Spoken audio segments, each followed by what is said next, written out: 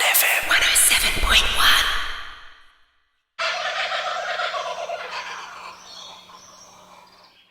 We wanted to talk about Mynahs.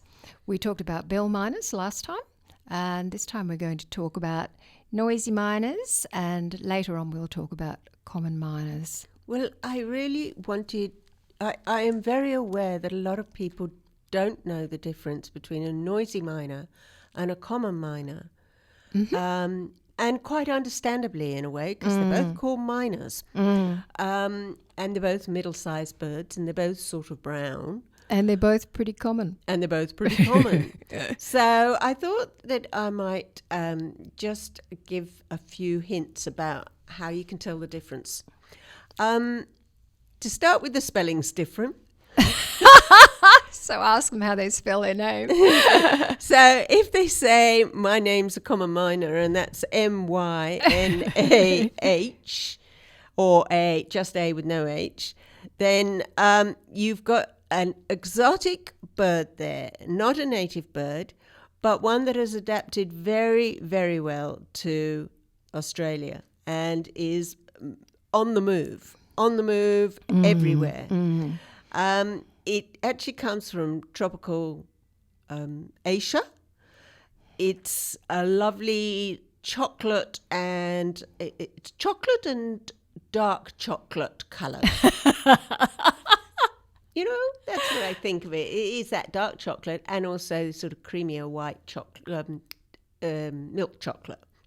But both birds, confusingly, have yellow bills. They also have a yellow little piece of yellow behind the eye. They both have that. And both of them too have yellow or orangey legs. So, you know, you have to look at the plumage really to tell the difference. So this lovely, sleek, tropical bird that has now become so common in Australia is an exotic bird, and it is becoming quite a problem. Well, it's been a problem for quite a while. But then we have a native bird, the noisy Mynah, is a more sort of brown speckledy job. He's actually quite pale on the underside and darker brown on the other side, but there's nothing sleek or matte looking about a noisy Mynah. I'm going grey for the colour of a noisy Mynah. Greyish, light brown. Definitely not milk and dark chocolate. But as you say, still has that yellow mark against its It has the yellow bill, the yellow at the back of the eye, and the legs, they're not exactly as yellow as the tropical common Mynah from the tropical area, but they are they're orangey coloured legs. Yeah. And both types like to hang out in big groups. They're both very social. They're both very, very chatty. They make a lot of noise, but it's perhaps the behaviour more than anything that distinguishes them. The common Mynah is a bird that almost prefers to walk and hop around than to fly. That's true. You see them on the ground quite a lot, don't you? They have adapted so well to humans. It's not funny. It's certainly not funny. They like gas stations. They like car parks. They like everywhere, Lou. Everywhere where there's lots of people and lots of human waste. Yes. Food. Yeah. They will pick up. They have adapted so well to us. And it is us who have created them. The noisy Mynah, on the other hand, is actually a honey eater.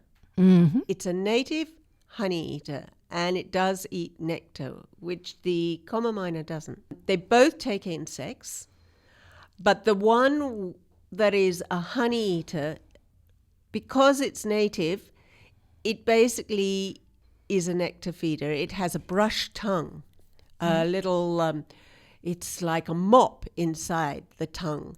And it takes nectar a lot. I have a number, and they know exactly which flowers are in flower when, and so on and so forth. And they fly a lot. They are not so much ground birds. And they particularly fly from gum trees. They plane down in through open spaces to where they want to be.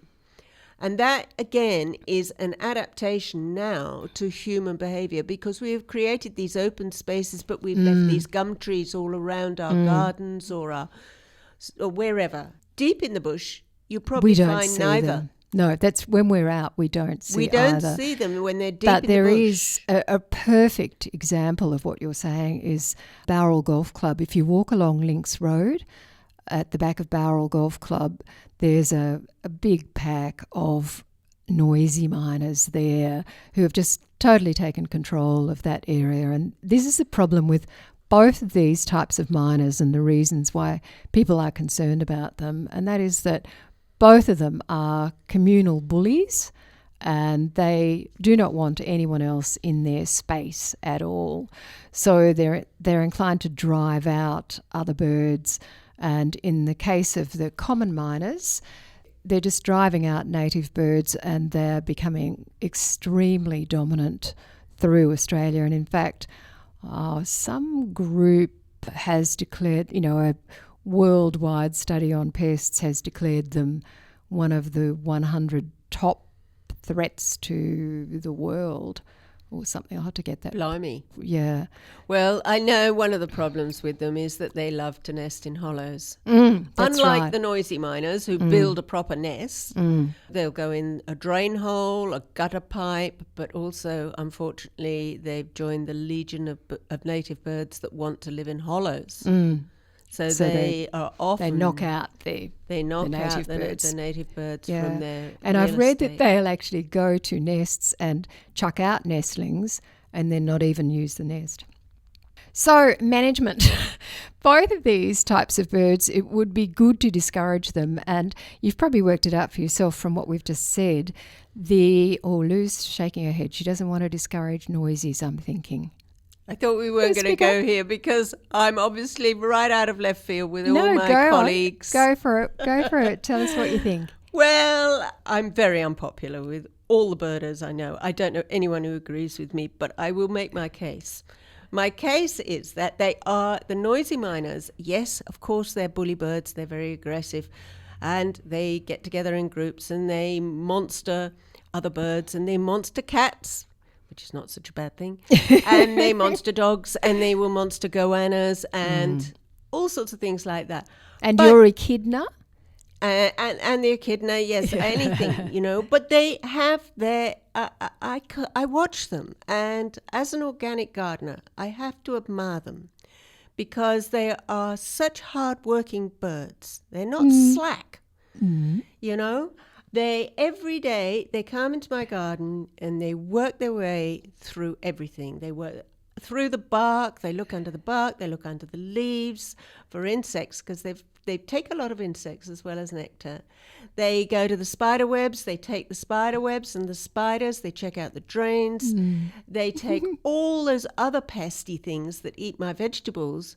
They get them. They are so thorough. Right. They are really thorough. And the other thing that I think is impressive about them is how they can alert other animals to a predator, most like raptors. They all get together and they start to make a certain sound, and I know that sound really well, and that's when I go looking to see what it's all about, and they all go together. So they are actually providing a service to all the little birds around, all the other ones that are all busy just doing nothing. Nothing. Or maybe they are just oblivious. These birds are not oblivious. They are so alert. They are on the ball. They are hardworking. I think we should admire them. Right. Okay. They build their own nests. This is going to be how I approach this. I don't want common miners in my garden. And the things that I do to discourage them, and I have to admit that I haven't been 100% successful, is to do what Lou and I recommend so often, to have low, dense plantings so that little tiny birds can find a safe place away from them. The common miners really like the open spaces, and as Lou said, they like rubbish around. So, in the townships, really be careful not to leave food, leftover chips, any of that sort of stuff around to encourage common miners. and in your garden do dense plantings, I imagine that dense plantings would mean that, which I know Lou's got in her garden, would mean that the noisies are not going to be in a position to take over, but they're going to come in and do their job, and the other birds are still going to have opportunities to exist there as well. Does that seem fair, Lou? Well, yes, it does seem fair. But I mean, yes, I just think, what is that word? Anthropomorphizing when we call noisy miners bully birds. I mean, they're just smart. They get together and get a little gang together. What's wrong with that? We do that. All right. We might leave that subject there. It's always controversial.